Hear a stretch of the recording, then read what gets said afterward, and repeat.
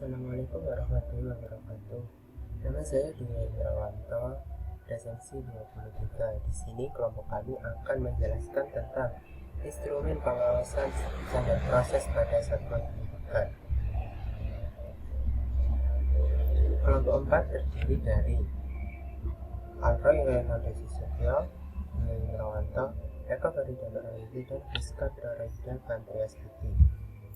Skala penilaian yang digunakan pada instrumen pengawasan standar proses pendidikan pada jenjang SDM atau MI, SMP atau MTS, SMA atau MA dan SMK, serta kejar paket A, B, dan C berupa skala numerik dalam kolom yang tersedia. Berikut kategori penilaiannya. A baik sekali dengan nilai 90-100, B baik dengan nilai 71-89, C cukup dengan nilai 60-70, D kurang 40-59, dan E kurang sekali 0-39. Yang pertama, perencanaan proses pembelajaran. Pada perencanaan proses pembelajaran ada 4 hal yang harus dilakukan. Yang pertama, perencanaan pengembangan. Yang kedua, perencanaan pengembangan atau penyusunan rencana pelaksana pembelajaran. Yang ketiga, prinsip-prinsip penyusunan RPP. Dan yang keempat adalah bahan ajar. Yang pertama, perencanaan pengembangan. Sekolah telah melakukan perencanaan pembuatan silabus mata pelajaran.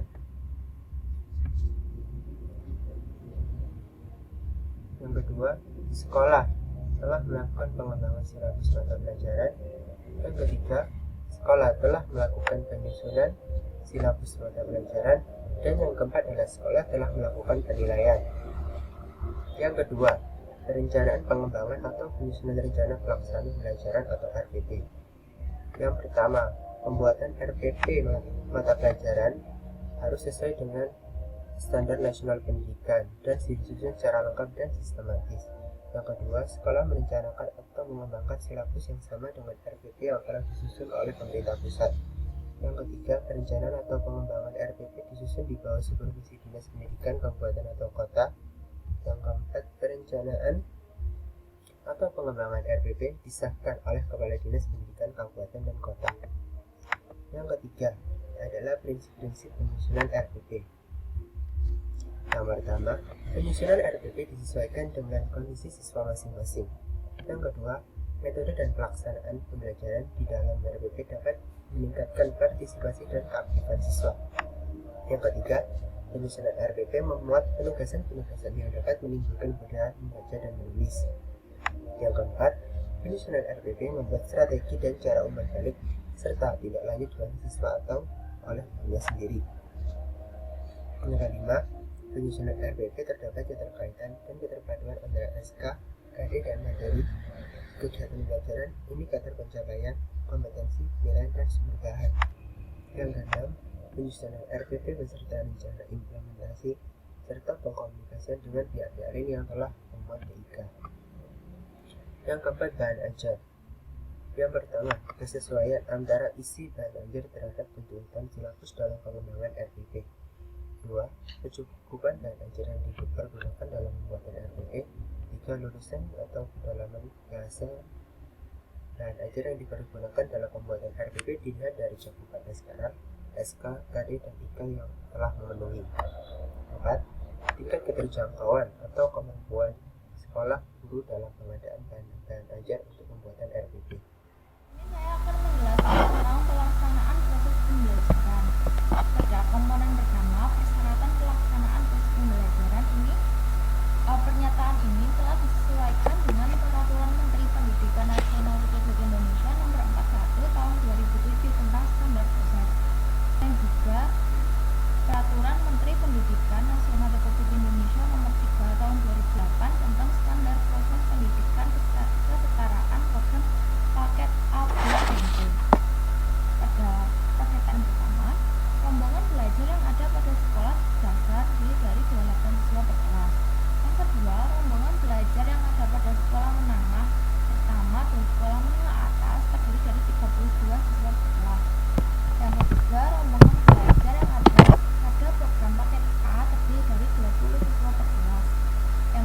rombongan belajar yang ada pada program paket B terdiri dari 25 siswa per kelas. Yang kelima, rombongan belajar yang ada pada program paket C terdiri dari 30 siswa per kelas. Yang keenam, pada program kejar paket, jadwal tutorial yang dilaksanakan minimal 2 kali per minggu. Yang ketujuh, guru mampu memenuhi beban kerja minimal 24 jam per minggu. Yang kedelapan, buku teks pelajaran yang digunakan dalam pembelajaran telah sesuai ketentuan dengan minimal 1 buku per anak dan per mata pelajaran. Komponen yang kedua adalah pelaksanaan pembelajaran. Pernyataan yang sesuai yaitu 1. Guru telah melakukan pembelajaran dengan melakukan penjelasan mengenai tujuan dan materi pembelajaran kepada peserta didik.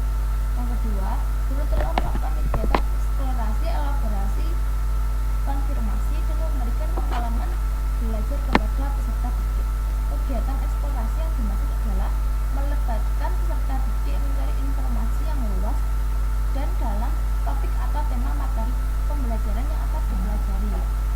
Sedangkan elaborasi adalah membiasakan peserta didik membaca dan menulis yang beragam melalui tugas-tugas tertentu yang bermakna, dan juga memfasilitasi peserta didik melalui pemberian tugas, diskusi, dan lain-lain untuk memunculkan gagasan baru baik secara lisan maupun tertulis. Sedangkan dan konfirmasi yaitu memberikan umpan balik positif dan penguatan dalam bentuk lisan, tulisan, isyarat maupun hadiah terhadap keberhasilan peserta didik. Dan pernyataan yang terakhir adalah guru dalam pembelajaran telah melakukan penilaian dan pembandingan terhadap peserta didik.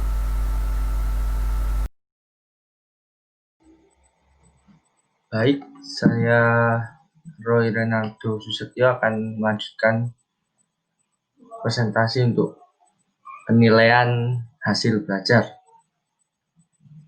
Yang pertama yaitu pelaksanaan penilaian hasil belajar, meliputi komponen yaitu 1. Penilaian hasil belajar dilakukan oleh guru untuk mengukur pencapaian kompetensi peserta didik yang digunakan sebagai laporan hasil belajar peserta didik. Komponen yang kedua yaitu penilaian kepada peserta didik dilakukan oleh guru secara sistematis dan konsisten melalui tes dan non-tes, pengamatan sikap dan kinerja, hasil karya maupun tugas portofolio. Selanjutnya yaitu saya akan menjelaskan tentang pengawasan proses pembelajaran. Dalam pengawasan proses pembelajaran terdapat beberapa tahapan. Yang pertama yaitu pemantauan, yang kedua supervisi, yang ketiga evaluasi, yang keempat pelaporan, dan yang kelima tindak lanjut. Tahap yang pertama yaitu pemantauan. Dalam kegiatan pemantauan yaitu yang pertama tahap pemantauan yang dilakukan oleh pihak sekolah guna melihat seluruh proses pembelajaran.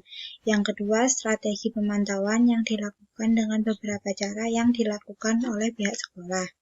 Yang ketiga pelaksana pemantauan dalam proses pembelajaran yaitu kepala dan satuan pembimbing pendidikan.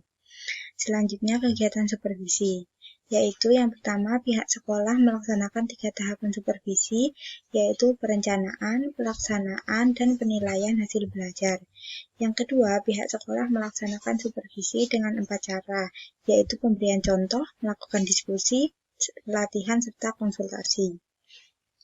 Yang ketiga, supervisi dilakukan oleh kepala sekolah dan pengawas satuan pendidikan. Selanjutnya, kegiatan evaluasi.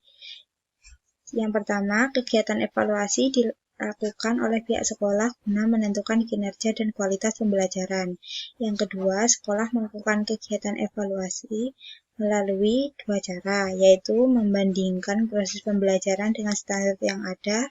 Yang kedua, mengidentifikasi kinerja pendidikan selama proses pembelajaran yang sesuai dengan kompetensi. Yang ketiga, sekolah dalam pelaksanaan evaluasi berfokus terhadap kinerja pendidikan, fasilitas, pengelolaan kelas, kegiatan pembelajaran, serta kegiatan siswa. Selanjutnya yaitu kegiatan pelaporan.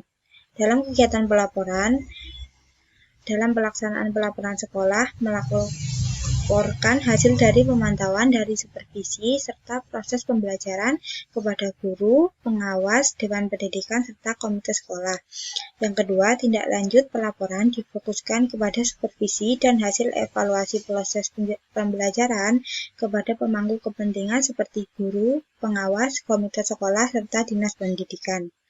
Selanjutnya yaitu kegiatan tindak lanjut. Dalam kegiatan tindak lanjut, yang pertama adanya penguatan dan penghargaan yang diberikan kepada guru dan sekolah yang telah memenuhi standar nasional pendidikan. Yang kedua, adanya teguran yang bersifat mendidik dan membangun terhadap sekolah dan tenaga pendidik yang belum memenuhi kriteria yang sesuai dengan standar pendidikan nasional. Sekian presentasi dari kami, kurang lebihnya mohon maaf. Wassalamualaikum warahmatullahi wabarakatuh.